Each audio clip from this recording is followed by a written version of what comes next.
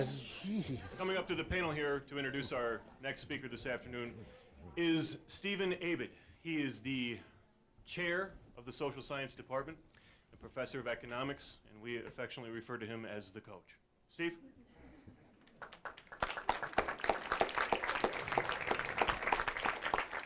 Thank you, everybody. Good afternoon. It is a great pleasure for me to do this introduction, but before I do that, I'd like to take a minute and acknowledge Bob Hendershot. And I'm not sure how many other people have already done this for you, Bob, but what you have accomplished here these past 2 days is nothing short of outstanding. And we truly appreciate that. And I want to congratulate you in front of all of these folks and on video and everything else, because rarely do you bring somebody into a department that makes such a big impact in such a small amount of time. So congratulations, thank you on a job well done.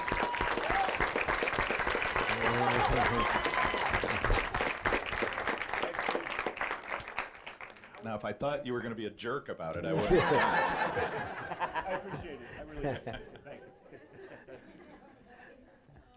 This next speaker I have known for quite some time. I knew him in my prior life when I was a high school teacher, and when I first started work here at Grand Rapids Community College, he told me as we entered into our first meeting, whatever you do, don't sit by me.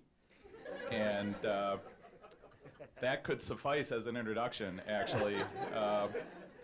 Roger is a unique character, and some of you know him very, very well, maybe as well as the rest of us in the department do. Roger grew up here in Grand Rapids. He completed his bachelor's degree from Western Michigan University in 1967, majoring in history. And he continued on at Western as well as University of College, Cardiff, Wales. Along the way, he picked up a master's from Western and had a teaching fellowship at the University of Notre Dame, in which he was focused on Western civilization, Reformation, modern British history, and historical theology. In 1970, he began his career here at what was then Grand Rapids Junior College in the Social Sciences Division, and taught history as well as philosophy and logic in the Language Arts Division. He has been quite a fixture around here for quite some time. As you can imagine, he retired last year, but that didn't seem to stop the work effort or the amount of time he spends here on campus with us. He continues to teach now as emeritus professor, not an official title, but one that I think he deserves. We came to appreciate not only his ability to be an excellent teacher, but also his ability to create all sorts of chaos. And for those of you that may know a little bit about chaos theory, good things can come from that.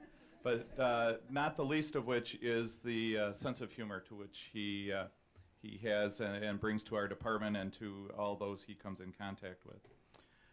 One of Roger's lasting legacies to Grand Rapids Community College and certainly to the greater Grand Rapids community has been the formation of the Irish Studies program.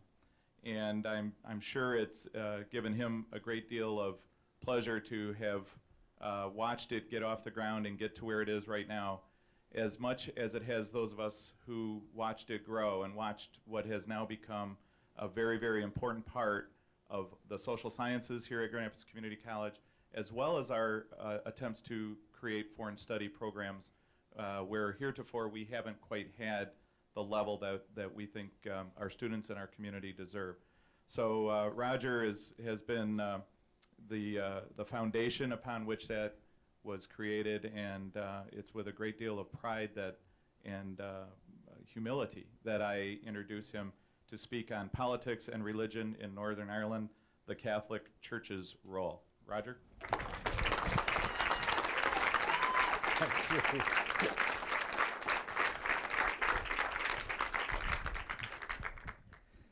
As I've gotten older, I find that I have to use 4 legs, in this case 6.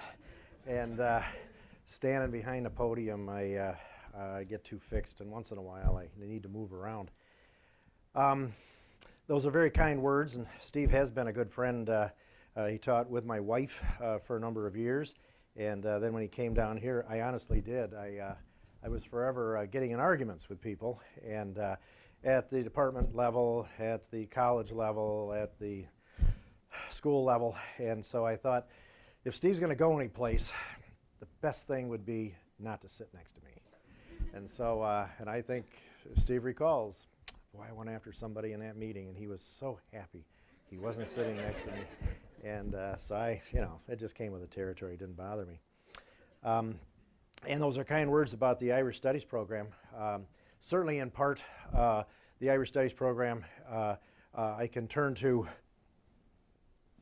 people that are here, namely Des and John McCourt, have been with me, I think, since the very beginning. I ran into John probably 10, 12 years ago at conferences I used to do. And then it turned out that Des and I had a common acquaintance here in Grand Rapids, and she said, boy, you got to go over there. And Des just picked up the ball, and everybody from Patty Quinn to Brendan Lewis to, his brothers, and it's just really started to roll.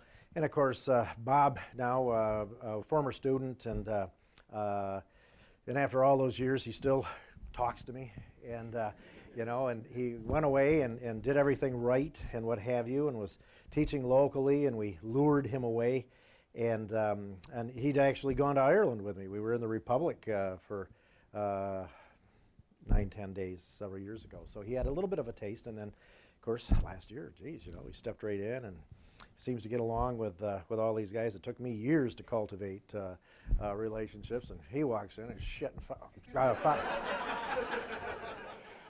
in 5 minutes. He was when his ship came in, and he did it very well. And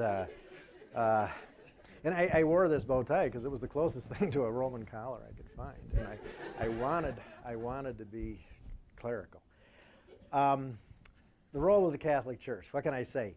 When you identify Ireland nationalism and Catholicism, they always kind of went hand in hand.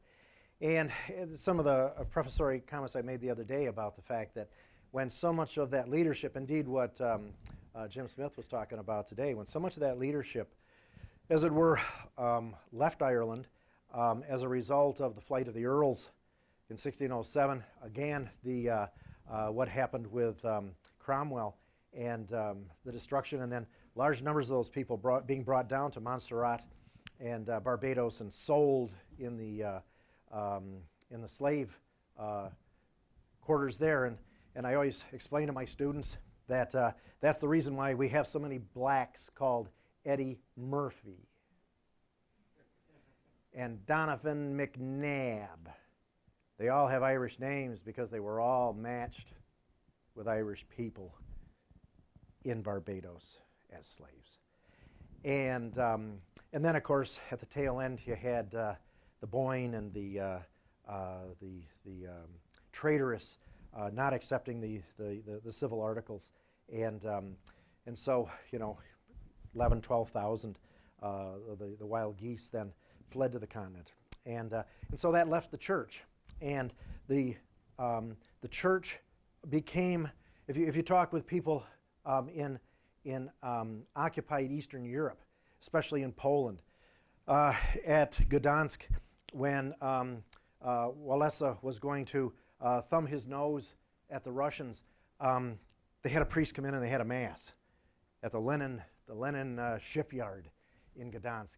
And why?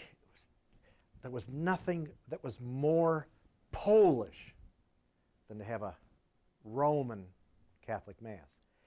And to some degree, I think the Irish kind of retained that same sense that they could kind of rub it in the Brits' nose by the fact that they retained that other religion.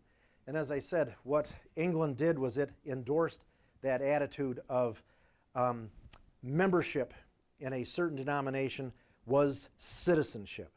Your act of faith was your act of loyalty. And among certain elements in the North, I think that's still there. And that's not a, I mean, that's not a healthy, it wasn't healthy at the time. There were the Old English that were Catholics, but they were very loyal to the crown in the 16th and into the 17th century. And the Brits just, you know, they were just fixated on that type of relationship.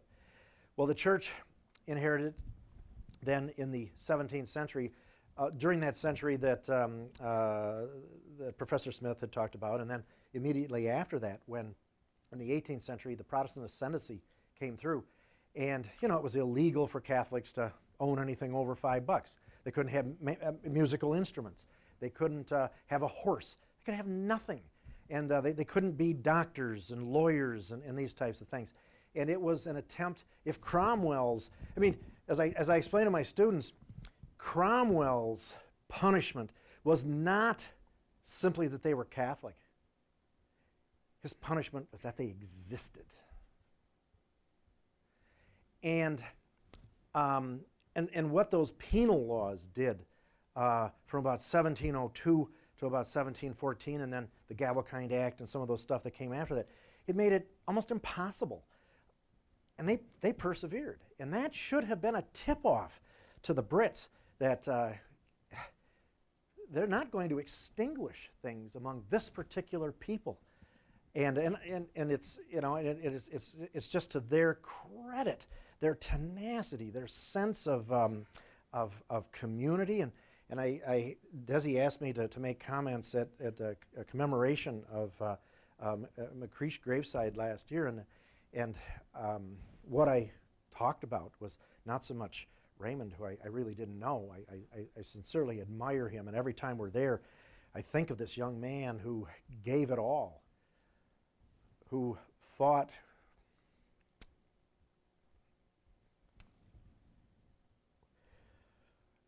with the last thing that he had, his last breath. I mean, geez, does that humble you? And you know, I'm an American. I'm an Irish American, and it's still, man, oh man. I mean, it's just, to me, it's just overwhelming. I mean, that's the ultimate sacrifice. You give your last breath. And but what I talked about there was how that community, which was sometimes called bandit country, the people have been so kind, so nice, and many of you were out there, and you know what I'm talking about. Geez, I mean, whether we were in Cross Glen or whether we were to Coolin or simply with the people that Des would bring to us, and his brother Connor and Declan last year, those people have been so kind to Grand Rapids Community College that nothing we can do or say will come close to the warmth that, you know, if those are bandits, let's be bandits. Because I want you to know, God, one of my favorite sayings is, they treat me better than family. And I sincerely believe that. And they have been, as you students and my colleagues have been, you're the program. Well, in the 19th century, in my prefatory remarks again the other day, the tithe. We start out with the tithe. There's union, and it's jammed down Ireland's throat. They are now part of the UK, and they pay their taxes. And whether you own land or not, you had to pay the taxes.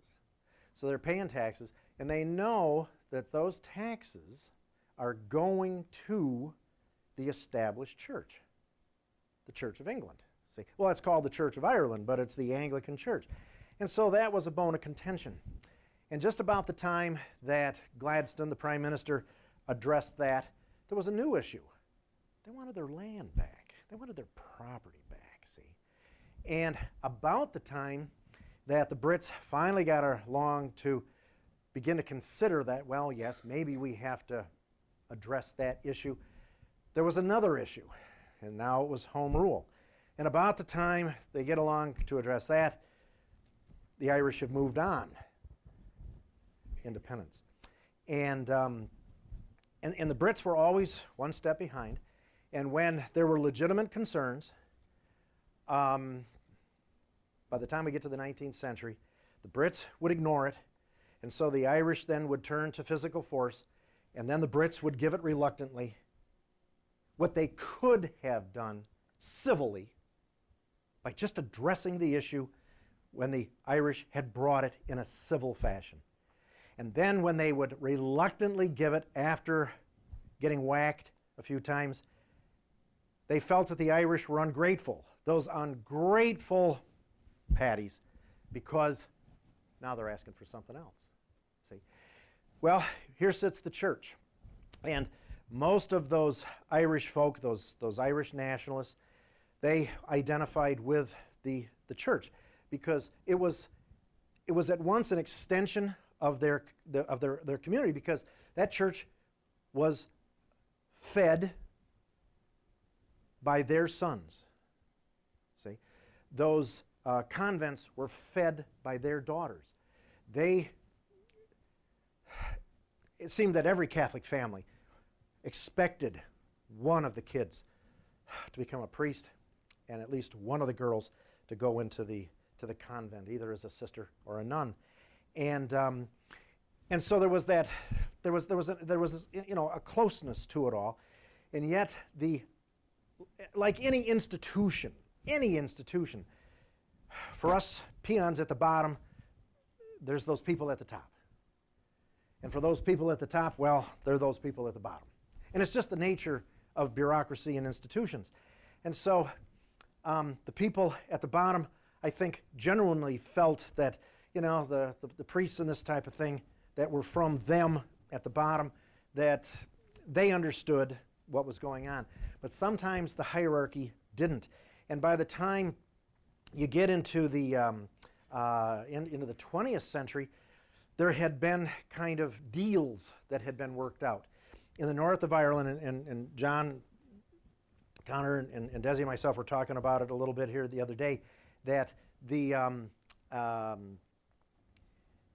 in the north of Ireland, once that state was established, the Catholic Church eventually pretty much ran their own schools, their hospitals, and they had made a deal, as it were, with the state. In the Republic, the Free State, they did pretty much the same thing. They had schools, they had the technical schools, that type of thing. They had the Magdalena Sisters had their washing convents and all of these types of things. And, it was a hands-off. They kind of ran these things. So that when movements began to emerge, starting out maybe with the Fenians and the Irish Republican Brotherhood in the middle of the 19th century, this was somewhat dangerous because they were talking about a new kind of state, and there would be obviously the possibility of a new kind of relationship, because what was happening at the same time was there was a guy in Italy by the name of Mazzini. And Mazzini was talking about something new for Italy, a united Italy. And it was pretty obvious the Vatican, the Roman Church in Italy, was going to lose power vis-a-vis a united Italy. And the hierarchy of the Catholic Church saw an echo of that among Fenians, the IRB, of a secular state, a non-sectarian state. And it led them to consternation. And there were quotes from various bishops and archbishops, that against the IRB, against the physical force guys, that said, the only way we can get the English to listen is after there's been an explosion or two. See? And you had to address violence, sometimes with violence. And so the long and short of it is that when partition finally came and we ended up with the two states, there were deals in the south, there were deals in the north. And as Desi, when I was preparing for a paper some time ago, he wrote to me and he said, well, the church has always had kind of a vested interest in what was going on, and that what you've got to read is Connolly's work on labor. And when you start to read that, what you begin to realize is My God, can you imagine what must have been going through the hierarchy of the church when it was not simply a non-sectarian, secular, socialist state? Because what's happening? 16 next year, 2 revolutions in Russia establishing a socialist communist state. And I'm sure, I'd like to think they were all old men that were the prelates. I'm sure it just caused them incredible consternation. And so that tradition was passed on as they became the Irish Republican Army, as they became Sinn Féin. And so I think that, unfortunately, has been the relationship. And as, Tom Williams, later on there in Belfast, and Staggs, also starving himself to death in a British prison, as they attested that, boy, the church was not terribly officially understanding and sympathetic.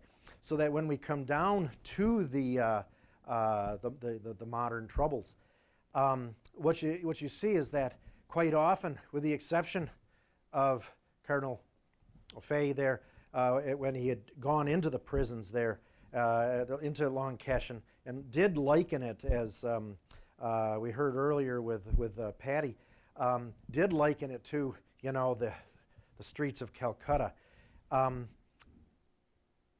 Other than that, what you heard from Edward Daly and some of the others, that it, there wasn't that sense of support. And indeed, there were times during the struggle, the historical struggles, where people in the IRB and the IRA were excommunicated by their church because they I remember reading that during the hunger strike, the Primate of England, Basil Hume, made the statement to Margaret Thatcher, don't give in. Don't give in to their demands. This is a fellow Christian. This was the leader of the Catholic Church in England.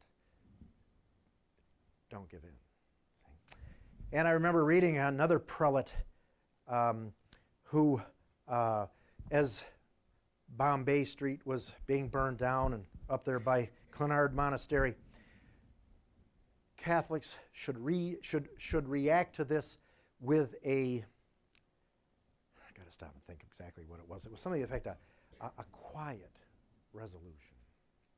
They're burning up their houses. They're forcing them, and just to meet it with quiet resignation. And as Jim Smith said, you did have the ribbon men, you had the defenders. And I mean, I would like to think that, I'm not a full-time Christian. I'm not a full-time Catholic. I go to church on Sunday. And usually, and I mean, I'm not a particularly, I'm just not a full-time Catholic. I'm full of weakness. When St. Paul uttered those words, the Spirit's strong when the flesh is weak, he was talking about me. See? And I don't think there's any question about it. I admit it. It's not something I'm proud of, but it's one of those things that happen. And I send my kids to Catholic schools, and my wife she's a former schismatic heretic that converted, and she was an Orangeman. She was a Dutch girl from Grand Rapids who fell in love with my family, and I had this big family, and we all went to Catholic Central and that stuff. She just fell in love with my family, and she, I don't know, I guess to get even with me, she married me just to show how good she was, even though she was a recent, and I was supposedly gone through all of this stuff, and I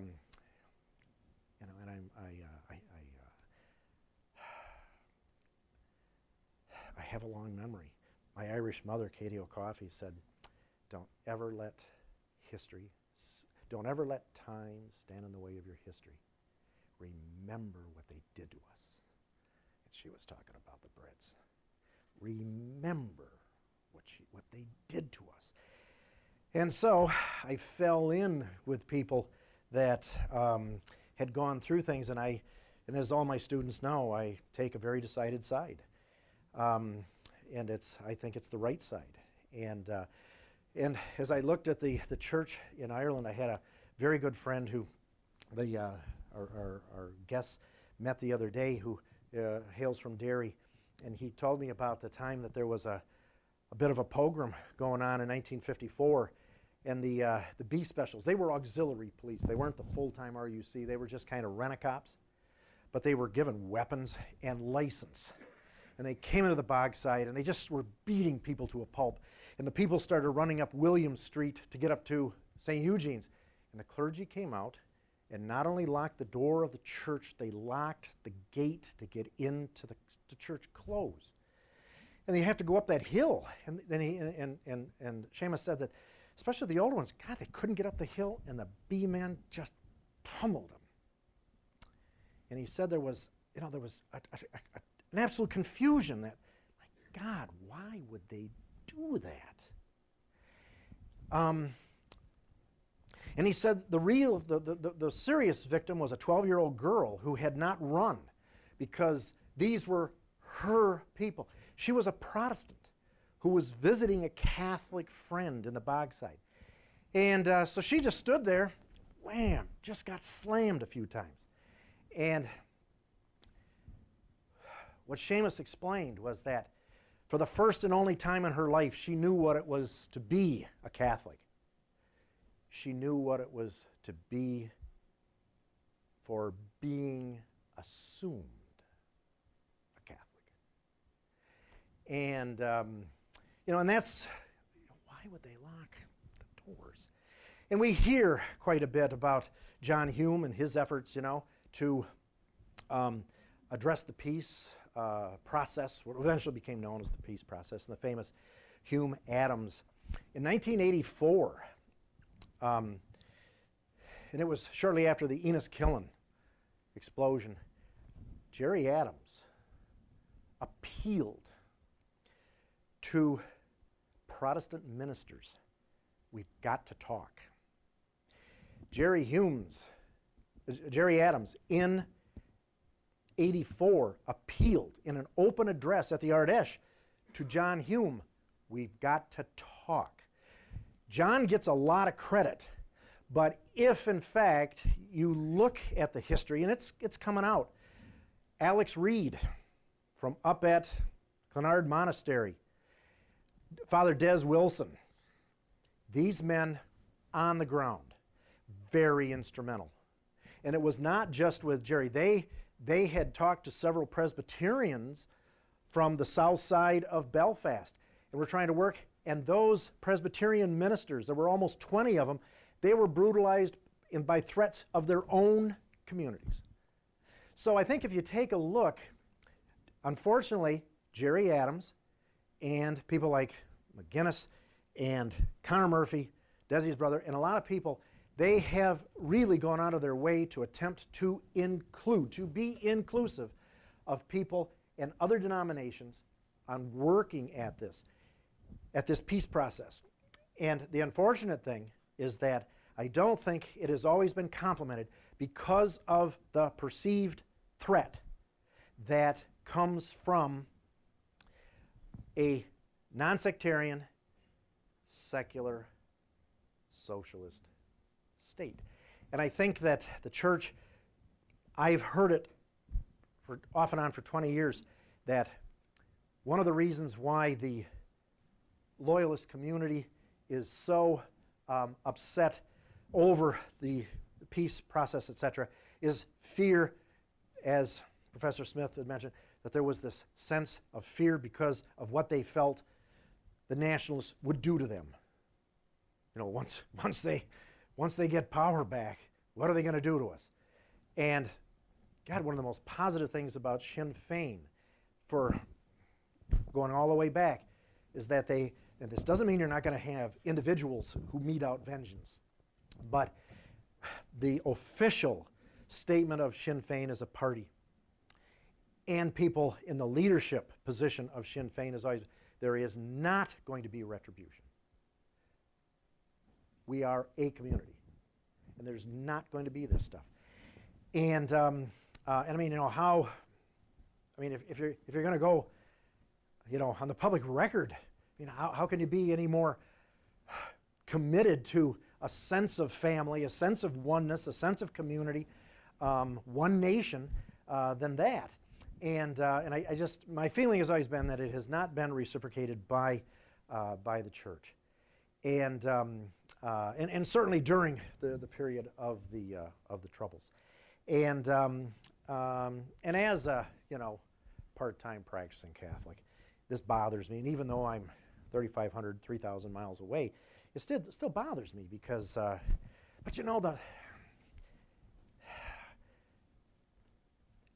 shortly after the Rising of 1916, there was a fellow who was notorious in Ireland by the name of Balfour.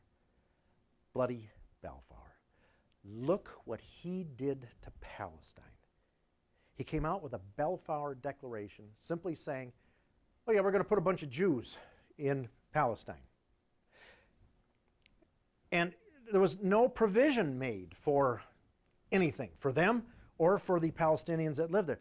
And look what that has turned into.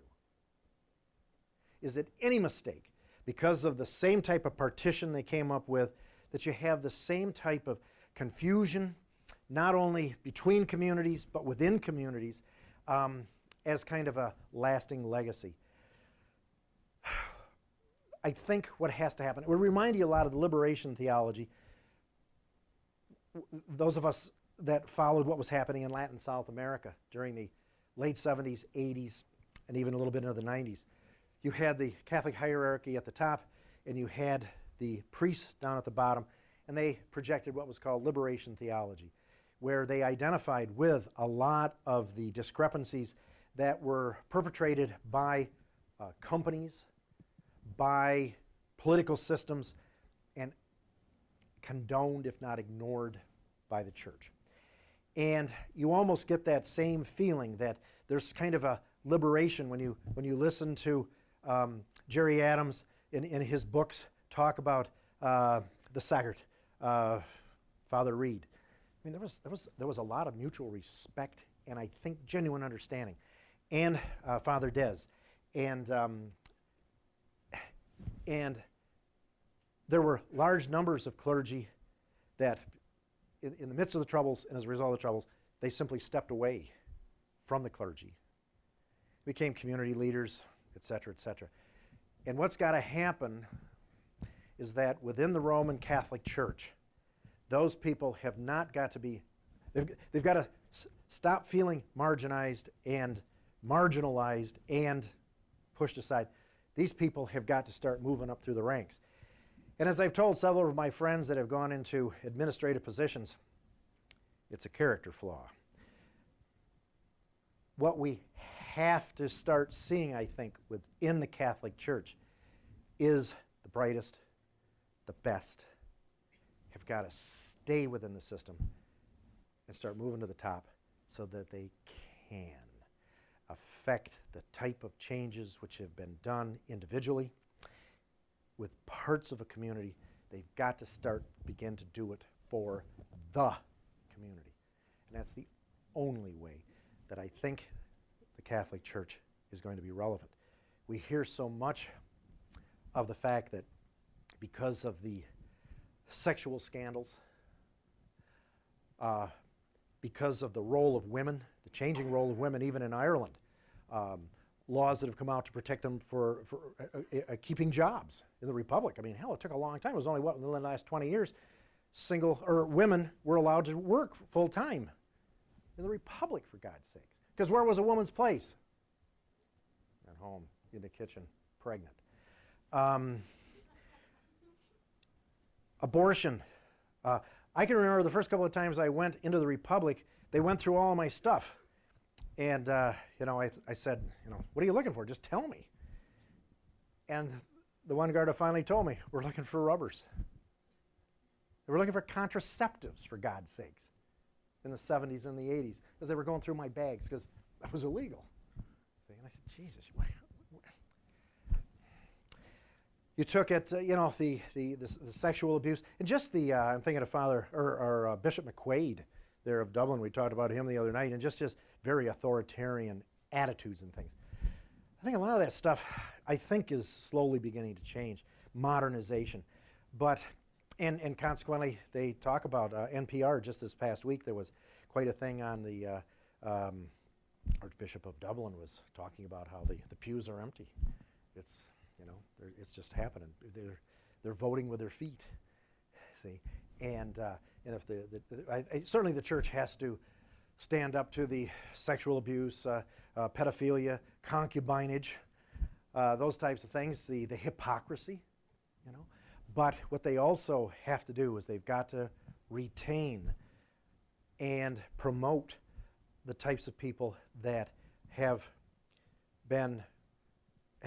ministered, in the true sense of the word, to individuals in the community, to segments of that community, and they've got to retain them and get them into positions where, in fact, they can attract and keep others of their ilk to begin to minister at the ground level, as well as emerge with the parties that are making serious attempts to, in fact, create conditions for a genuine peace, like Sinn Féin. And so I don't think the track record has been particularly good with the Catholic Church officially. I think, and this shouldn't be done out of desperation. It should be done out of a genuine calling. When Des was explaining with Patty, and he didn't want to mention Dennis the Menace by name, I think John did at one point, but Father Fall, and he was the one that would go to him and try to get the families and this type of thing. And what, you know, is needed is a greater sense of trust within, I think, the Catholic community itself, and that's the role that church is supposed to play. And I remember when they went to Bobby Sands and they were talking to him about the fact, you know, that you're committing suicide. And Sands' comment was, no greater love has a man lay down his life for his friends. The priest shut up and left. Isn't it ironic when you have to remind the clergy of what they're all about? When Jerry Adams wanted to talk in public with Bishop Daly, and Daly wouldn't meet with him publicly, and then he came out in some sermons and kind of chastised that Jerry Adams in particular, Sinn Féin in general, seemed to be siding with the physical men of violence. Jerry Adams' response was, and he went through the Redemptorist theologian Mahoney from in the Republic, and he said, Maloney, not Mahoney, Maloney, and he said, and Maloney said, this is legitimate. He said, what is your alternative to violence? He said, we've got to talk. We've got to talk. Let's talk to each other. And let's not do it behind closed doors. Let's do it so that if other people have opinions, we can talk about this. What is the alternative to violence? And the church ignored him. Daily ignored him. And I felt all along when John Hume was given the Peace Prize along with the Trimble, and Jerry Adams didn't get it. And I thought, here's one more classic illustration where they took one step forward, but they also took a step back. Because my personal feeling was that Jerry Adams was the first one who talked about it. He invited the church. He invited the SDLP. He invited people from other denominations to sit down in the mid-'80s and to talk. Let's talk about this stuff. And Des, how long did it take them before they were even willing to talk? Another 20 years? God. And, but everybody kept pointing at, well, those guys, those people. And the church could have done a better job. But in the final analysis, we can't be too harsh because they're They're just made up of people like you and me, and we're just stupid humans, right? I mean, we're just stupid humans. That's all I got to say.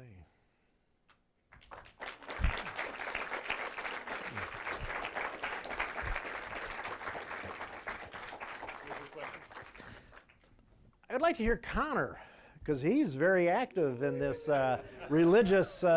He's meeting the bishop of Grand Rapids tomorrow, and he answers to bishops and these types of things. So I don't know. You'll correct me after I ask that question about would you be a shinner. Now you're going to get even. I'm giving you the mic. I thought a lot of your analysis was absolutely correct. The only thing is that you didn't speak about the pastoral role that the church plays and the support that the church gave to individuals and to families, and that's an important part of what the church does. Absolutely. I mean, the organisation that I work for, and I'm not here in any official capacity on their behalf, is the Irish Chaplaincy in Britain, and I manage the Irish Council for Prisoners Overseas, and that is really the coalface of where the Catholic Church is at. That's working, that's real ministry, that's working in communities. What you do unto the least of my brothers, you do unto me. That's where it's at. That's what the Catholic Church is about. Jesus Christ spent his time with the equivalent today of prostitutes, drug dealers, criminals. I mean, he kept really bad company. He was a shinner. He was a shinner, wasn't he? And he was a socialist, and he was a feminist, and he was a lot of other things as well. And the interesting thing, of course, is there's an argument made that if Christ was alive today, the very people who would be condemning him are probably the hierarchy of the Catholic Church when it was the Pharisees when he was around. But I just think the pastoral role is a very important one, and I know so I said that you're here to talk about the institution that is the church and the role that the church played in terms of the vested political interests that it did have. But for me, the church is here and here, and the church is about what I do every day and how I try to live my life in the way that I try and treat people. And I understand that academic analysis is about looking at institutions and looking at the roles that was played, but don't forget the individuals as well, the many, many thousands of individual lay Catholics and members of the clergy, some of whom paid with their life, like Bishop Romero. Yeah, exactly. And, you know, those are people who made a stand and stood up too. So there were plenty of Catholic clergy that stood shoulder to shoulder with the peace and justice and movement for equality in Ireland as well, and we shouldn't forget them. No, and if I meant to say that there wasn't any of that, that's certainly my mistake, because as I said, there were people, and I only mentioned the two down at the kind of the lower level, but I know that there were an awful lot of people and all across Ireland, and especially in the north, that did, because they were still, kind of us, and they were still on our level. Yeah, very much. I'm going to see Bishop Hurley tomorrow. Don't mention my name. Do not mention my name. My name. Other questions? The Catholic Church's role. Yes.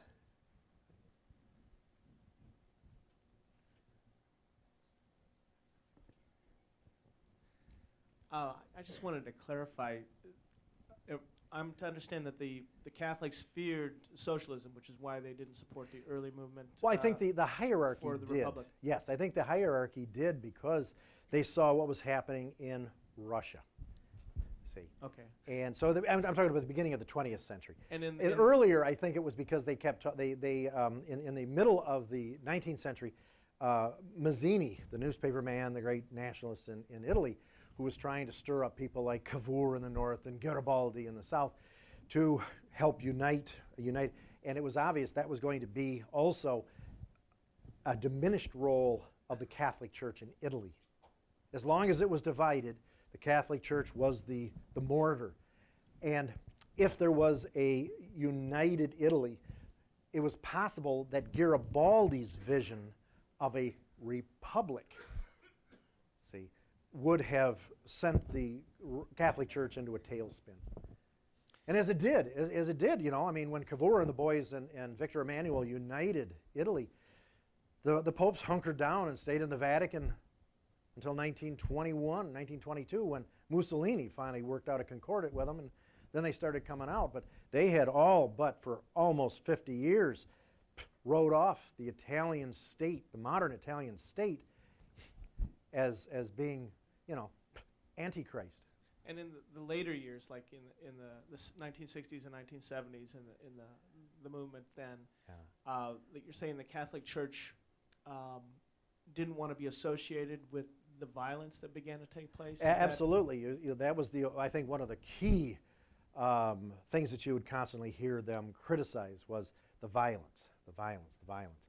And when Edward Daly then, as I say, responded to Jerry Adams in the mid-'80s, his response is, well, you and Sinn Féin seem to be very, very supportive of the IRA, who are men of violence.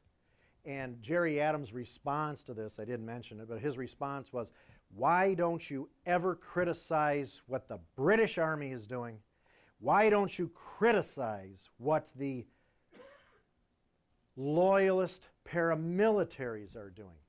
And I don't think there was ever an official condemnation of what the Brits did, and only sparingly were loyalist paramilitary organizations condemned because of their violence.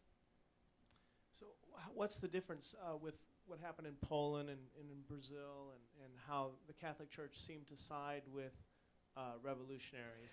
Well, again, I think there was what a accounts for that tremendous difference? split, and it was that liberation theology. And so the upper orders, the prelates, quite often, and Romero was certainly an exception there, in Latin America, by and large, the hierarchy of the Roman Church went along with the system. And as a authoritative friend of mine from South Armagh who responded to a paper that I gave some time ago, as he put it,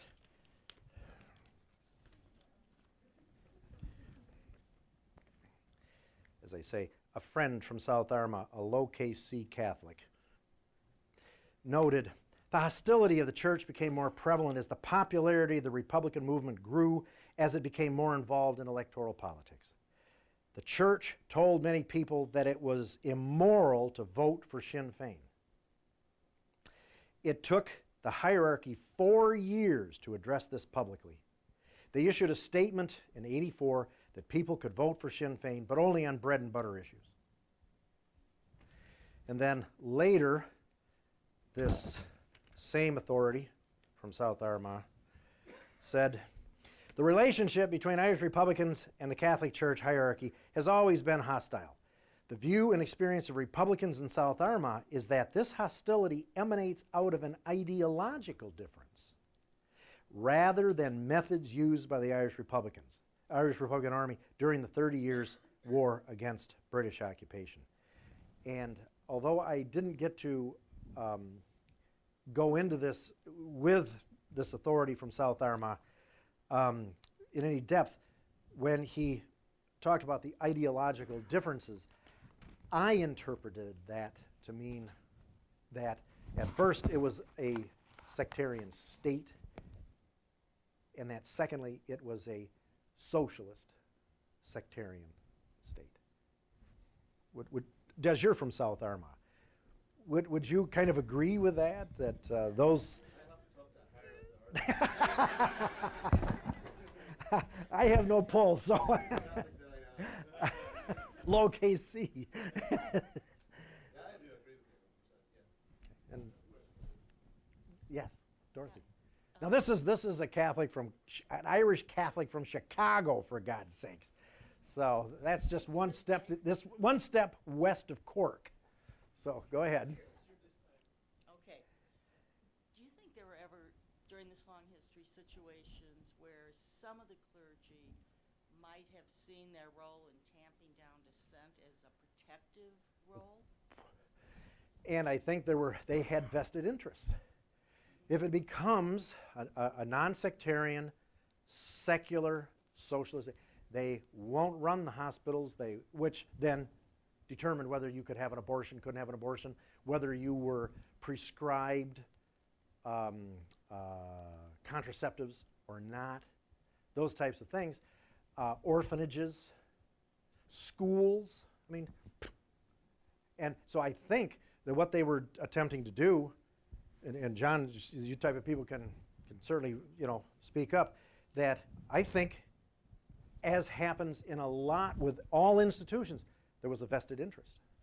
But couldn't it be a double-edged sword? If Oh. they don't have these institutions open, who's going to take care of the people? And if the people get too vocal, won't the other authorities come in and make the life even worse? Yeah. Oh, yeah. I think that they're cutting their nose to spite their face. I think it's very short-sighted, and I think now it's coming home to roost. And my personal feeling is that the thing which is, if it had not been the emergence of the women's movements in the 70s and the 80s, if it hadn't been the exposure of pedophilia and concubinage and this type of stuff, if it had, and the churches turning an eye away from the abuses and some of just the McQuaid and some of these guys, I guess, were just terrible. How they ran their diocese and this type of thing very heavy-handedly. That I think that there would have been, I think originally it was with Republicans who were oftentimes singled out from the pulpit in churches. So on the parish level, were singled out as being IRA men, this type of stuff, if they were known IRA men within that community, and were harangued. And there was one bishop who made the comment that the fires of hell are not hot enough for people who belong to this organization. He was talking about the IRB way back then. That was before 16. So I think that there would have been a reaction, just as there is in Poland. Church attendance is down to what, about 20. People in the guys in the seminary, the convents are closed in Poland. The seminarians now are like 19 in Poland. And so I think that they didn't have these types of abuses. So I think it would have happened.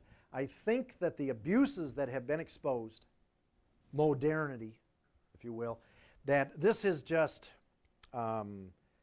sped the whole process up. It's just been an accelerator. But I think a lot of people and have been kind of upset over the lack of leadership, the lack of encouraging those people at the bottom to do those types of things. Now, I would like to think that maybe they were kind of, given the official lingual, while they were supporting people on the bottom. That would make me feel a hell of a lot better. But I don't have that confidence. I was glad Connor made the comment he made because, as you were speaking, I made a note to myself. The Catholic Church in general and parishes in particular. And I would like to think that there were parishes where maybe there was some of this ministry or at least a little different attitude. My question was, though, I heard Lech Walesa a couple of years ago indicate that he felt the Pope was responsible for what had happened in Poland. No question. If the Pope had been Irish, what differences would there have been with the role the Catholic Church played in all of this? Well, maybe when the Pope went to knock in Phoenix Park and up to Drogheda, he would have completed the task and maybe gone to South Armagh. And he would have been...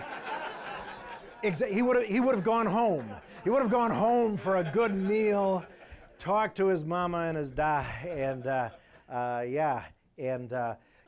I think when the history is written of the fall of the Iron Curtain, the wall, and communism in Eastern Europe, I think that the Pope, John Paul II, I think he will get a much better place in history than we're seeing it right now.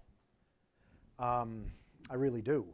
And because he was instrumental. It was just, and when the College of Cardinals elected him, that was done for a reason, and it was to put pressure on, and he lived up to it.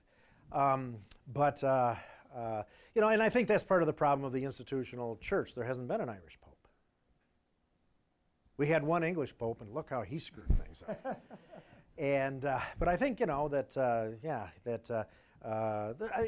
I didn't mean to belittle, as I say, when I was talking about Reed and some of these people. Without any question, at the lower level, I think that that's always the case.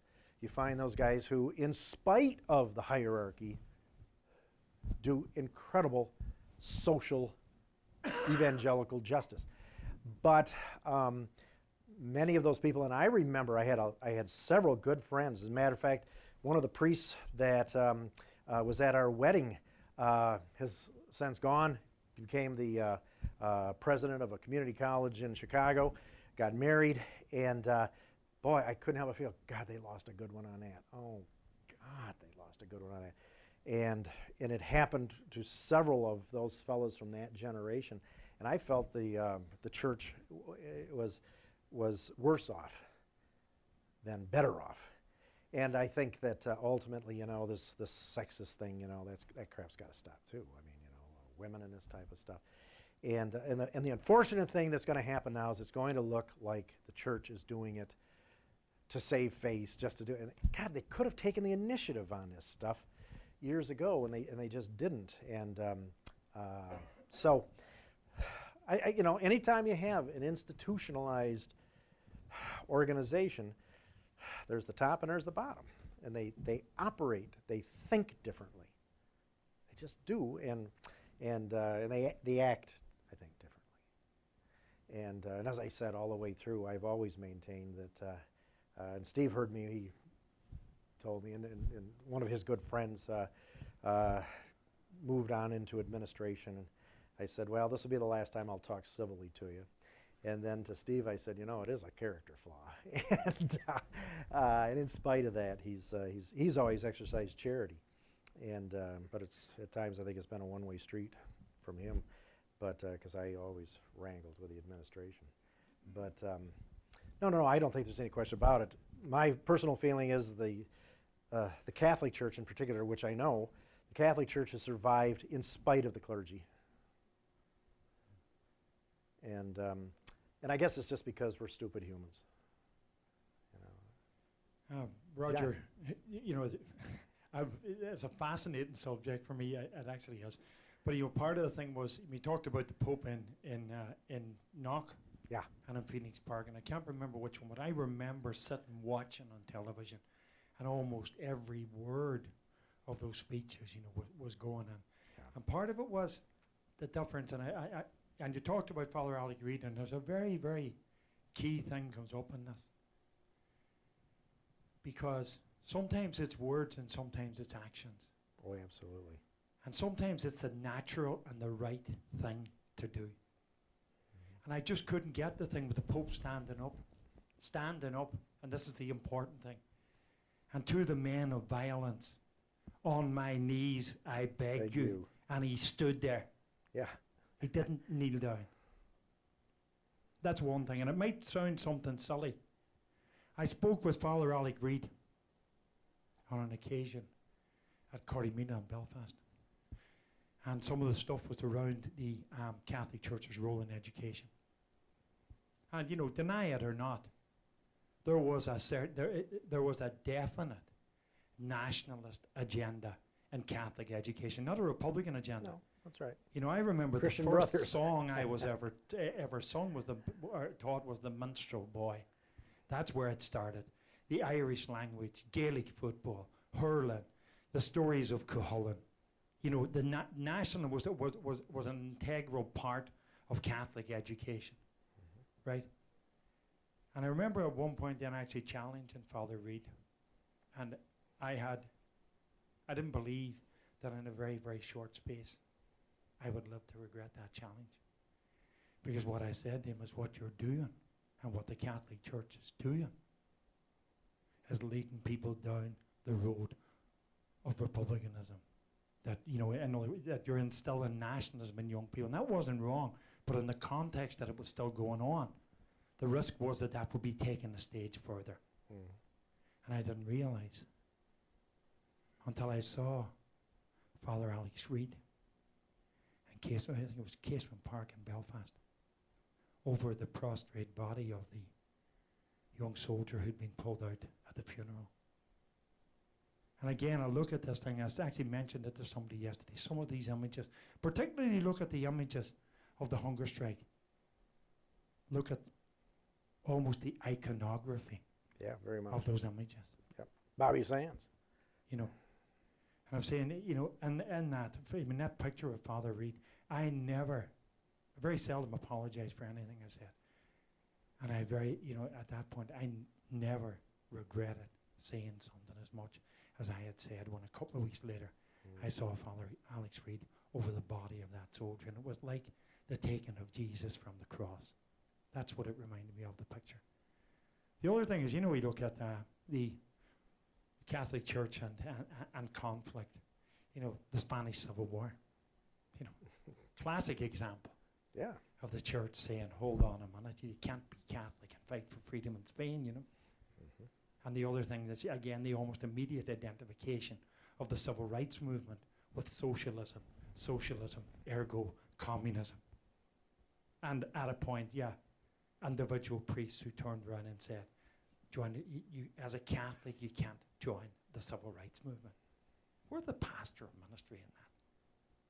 You know, there are a lot of problems around it. But, and again, the flag of convenience almost. And you mentioned I know what Seamus Duffy told you, and I actually heard that story. I was too young to be a part of it. But St. Matthew's Church in Belfast in 1969, the Short Strand in Belfast, they were glad to have people come inside the gates. At the cathedral, St. Eugene's Cathedral in Derry, in August 1969, they were glad to have people come inside the gates. But in 1986, they kept 2 coffins standing outside the cathedral, and a priest had to come from Donegal to say Mass. As Des was saying, because they had a tricular on it. Because there was a flag on the coffin. You know, so a lot of it is a flag of convenience. I have serious problems with the institutional church, but that's part of where I was brought up. But individually, there have been amazing acts of courage from individual priests, from curates, from ministers, right across the board. You know, the liberation theologists are still out there. I think they are too. So they are. The institutional church, not only, I believe, failed us in that role, but also failed those in the ministry. Because those who were a part of that part of the struggle, as you said, a lot of them have walked from the church. That's right. And they were some of the brightest and the best. They just were. Other questions? Sorry, I'm supposed to be a question. Yeah. The answer was yes, John. It was.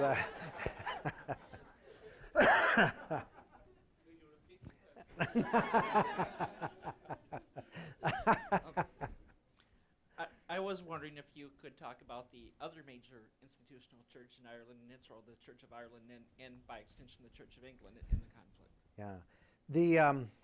The established Church of Ireland is kind of at times it's kind of a non-entity. There have been times when it has made serious attempts to address many of the issues. The problem is it doesn't have a big following. And it's probably the Presbyterian Church, not necessarily the Free Presbyterian Church, but the Presbyterian churches, which have, in just sheer numbers, are pretty thick in the north. And as I said, Father Alex Reed had gotten together with many of those folks from South Belfast in an attempt to address the violence in the mid-'80s, and parts of their own congregation and parts of paramilitary organizations in their congregations got them to back off.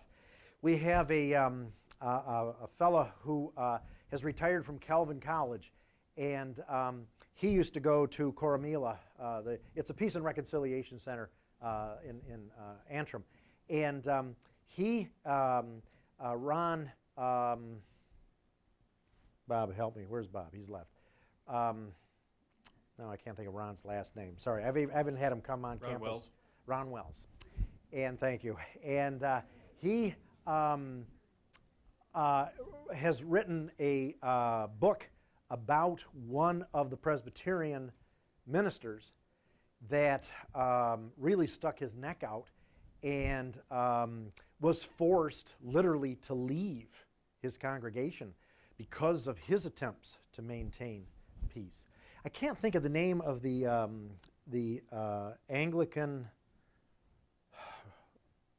prelate there in Ireland who made several attempts to broker some peace in this type of stuff. And he was from the north. Robin Ames, yeah. And he's, I think, has a pretty good record for trying to do things. It's just that, you know, there's not an awful lot of the established church there. And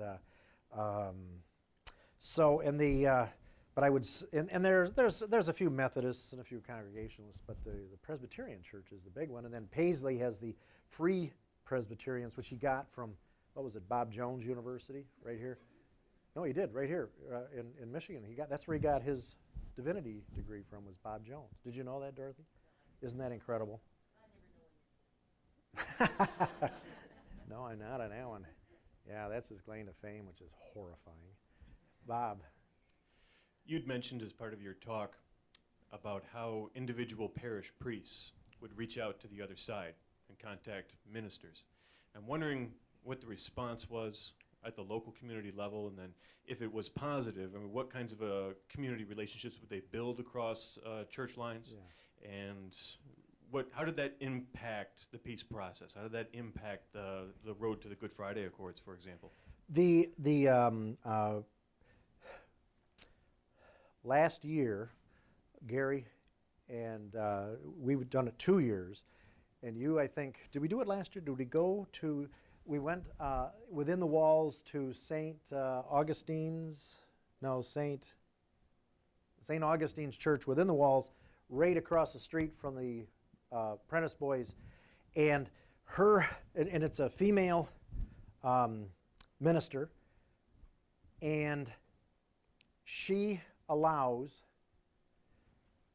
the orange she's all for peace, she wants understanding, but she's under tremendous pressure to allow the orange to have a commemoration within her church. Pat Story. Pat Story, that is correct. That is correct. And what she told us was that she's all for peace, all for reconciliation, all for to do all this healing, etc. And then she allows the orange. Well, you know, I could see where someone could see this as somewhat hypocritical. I think, and from the clergy that I have talked to in the North, by and large, from the Catholic perspective, they felt that their congregations were generally supportive of reaching across. And a lot of times it was done between congregations. You know, between congregations, they wanted to reach across and have some of those folks come over here to the water, from the water side over here. We would go over there and this type of stuff. And the impression that I've gotten from both clergy, priests that I've talked to, as well as parishioners, was that very early on it was accepted and was pretty well received by a sizable portion of a parish. When I have talked to ministers like Pat Story, she said, we have to be careful because there are people that are important in our committee, and I think part of it is the nature of other denominations is unlike the Catholic Church. The Catholic Church can and does ignore lay people. I think there are Protestant denominations that, because of the classis, consistories, etc., they cannot. It's the nature of their system. And so if there were some significant people who were against this ecumenical expression, I got a feeling it dissipated. And because not everyone has an equal voice. So, I don't know, would you concur, Connor, or not? But I think it's part of the nature of the institution, don't you think? Jim, would you agree that many of the churches are simply set up differently, that the church organization, no, not to the Church of Ireland. No, they're hierarchical like we are. But it's the fractured nature of Protestant. Oh, sure. And that's why you had all of the different paramilitary organizations. It was a mirrored reflection of Protestantism. So, you know, you had the UFF, you had the UVF, you had the UDA. They all marked their territory, and it was like gang wars in East LA. You know, and everybody pissed on their tree and stay away from it. And We do another question in the room? I was just getting on a roll here for a minute. I was in my element there, and then you. We were just running out of time. I thought maybe there was one more question here in the middle. The McCreesh Memorial, there was no clergy present. Or was there? No. There was no. In actual fact, the church, when we were burying volunteers or members of the public, the church would, the priest would say his piece, the prayers, etc., and then walk off. You know, bad manners. Manners could travel the world. Like I find all you people here talk about the Irish early on, with good manners, you don't need their academic qualifications or whatever. Manners travel the world. And I just thought it was just bad manners. And there's also the middle class snobbery with them as well. We were just beneath them. And that's another thing. You haven't got the community, I said that yesterday, you haven't got the people and you forget about it. But just funny you asked that question because just before we came here, about 2 weeks before we came here, we buried the first secretary of the local Sinn Féin commune in Camlin. By the name of Emmett Byrne, and that book I give to Roger and to Gary and Bob here. He was the secretary of that. He was also the secretary of the Rim McCreesh Commemoration Committee, and he was a teacher, he was a fantastic guy, and he died at the age of 61. But we pulled his stroke. The priests, like everybody, like me here with a mic, like to have the mic in their hand when they're talking to their congregation. So we said we'd set up the sound system for him. But I had also boxed off the Brenton Lewis, who was going to chair our part of the contribution to Emmett Burns, and that we'd grab the mic and he wouldn't have a chance to walk away. And that's exactly what happened. He had to stay there. So then we had Brenton Lewis talking about his community work and how all his republicanism. Now the priest, in fairness to the priest, he was one. The parish priest was there as a right so-and-so. The priest that was saying the mass is a good enough guy. He's an old guy that took out of retirement and they brought him back again. Father Bobby would have stood there, but the parish priest, not only was he trying to shaft the local community out of property, which there's a court case ongoing with it, he just has no time for the people, good, bad or indifferent. So we really were trying to catch him. Then Conor made the speech, again involving community and republicanism, etc., etc., etc. And then my Uncle Joe, the Marine I was telling about yesterday, presented the tricolour, the flag that they wouldn't allow into the church, to the head of Emmett Burns' church, the head of Emmett Burns' family, and give the talk about the last time this was presented to a member of his family was Frank Aiken presented this flag to his grandfather. And it's that linkage which we talked about yesterday. And again, as Roger's talking about the church and the differences and the separations between their community and the people. But we caught the both of them, and they had to stand and listen to us, whether they liked it or not. And we also, by the way, we told the family, this is actually happening, this happened 2 weeks ago. See, like we talk about change. We told the family that when we get that coffin, remembering that Father Brian McCreesh said his own brother's funeral mass, 55 priests turned up and stood in that altar. Father Brian McCreesh had to ask us to take the flag off his own brother's coffin as we brought that coffin into that chapel. Now that stuck. There's a lot of things stick in your head, and you don't. I know there's forgiveness in this peace and reconciliation, but a lot of things you don't forget. You can forgive, but you certainly don't forget. So we let it go through the family that when we put the flag on this coffin, it stays on, and that's the way it's going to be. So we asked the family, and there were sound people. A lot of families, get a wee bit nervous about it because they don't want to offend the church. We said to the family, as soon as you get the coffin to the door of the church, we take over. And the priest, Father Bobby, wasn't really going to stop us, but if he had to stop us, he was going the end of that coffin, down that aisle, and that's the way it was going to be. And the guys were carrying the coffin, I was one of them, was going to do that. So, Sinead, yet again. Thank you very much, Roger.